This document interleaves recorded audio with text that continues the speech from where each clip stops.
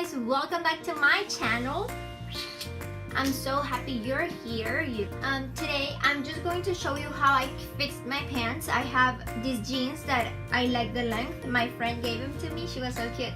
And then I'm going to use as my guide for fixing these other two pants.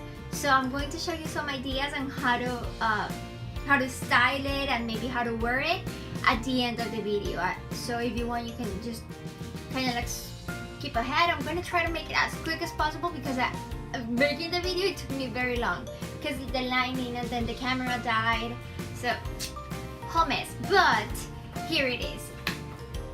If you have any questions, just go ahead and leave them down below. Send me a message, however you want. And I hope this video helps you find the best way to fix your pants. And I hope you really like the video. Let's jump ahead.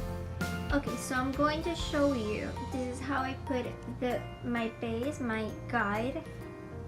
Okay, the jeans are my guide, and the black ones are the ones we're going to cut. As you can see, the fold. We can see the fold right here,